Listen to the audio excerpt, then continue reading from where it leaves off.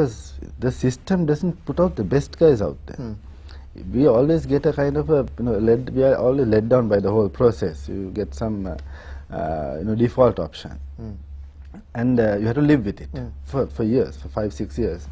And it is a responsibility of the citizen, I think, to always be vigilant. And not to get carried away by the fact that you cast a vote and the guy who you cast the vote for won. Things are not.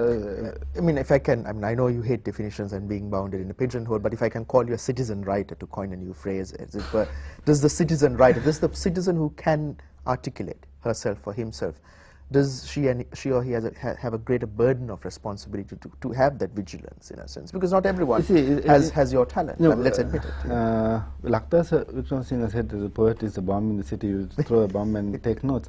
But why, I don't see myself as, I have not taken on the burden of sorting out society's problem. No, not sorting it out, but are you interrogating it? And is that that is a personal choice, and that's a personal need. Right. I need to find out what is happening. I need to get involved in one way or the other. I need to examine, I need to criticize, I need to applaud when I think I should. It's not a difficult thing. It's a necessary thing for me.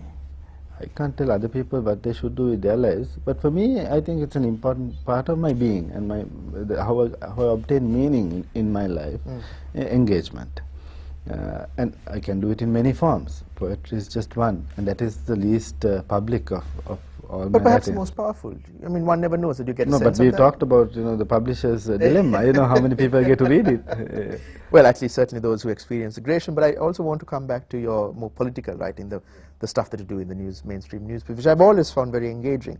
And I went back, and I'm a fan. I read most of your columns as much as I can get my hands on. And I was going back through what I had. And in 2006, you had written something that, again, I found very, very interesting. When you look at it in today's context, you said I think you were the Nation at this time.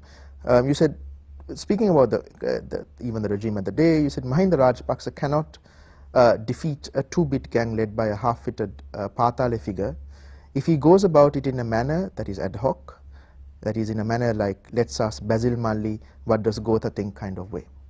You said, and this is the important thing, where is the coordination between defense, foreign affairs and media? And you went on and you ended up saying that the problem is, to put bluntly, can Mahinda think? Now in 2006 those may have been valid questions. Today you might have better answers. Yeah, I think that I would say Mahinda can think, or else someone who can think puts words in his mouth, one of the two. Because that coordination between defense, foreign media, that is happening. That is happening. Otherwise, I mean, how can they get away with telling people like David Miliband to, they got away with it. They're getting away with a lot of things, and I think that is because there is more synergy in these sectors. These three. Although you get a lot of bad press about how a foreign minister, but by and large, whether foreign policy is robust or not depends on the foreign relations. We have excellent foreign relations. We make too much of what some senator says or some congressman says, but that is not the official policy of those states. So I think that in terms of executing this struggle against terrorism, yes.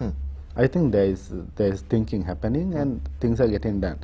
But that I'm not ready to say that everything is fine.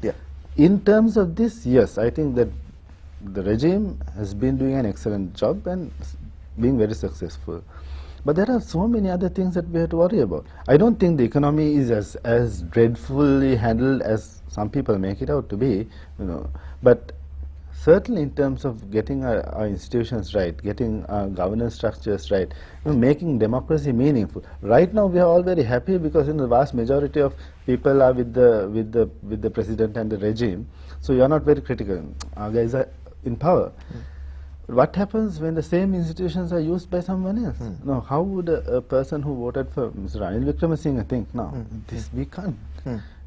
Not only does the 78 Constitution give you a dictatorship, whether you like it or not, it is giving you an ineffective opposition. That is also part of the 78 Constitution.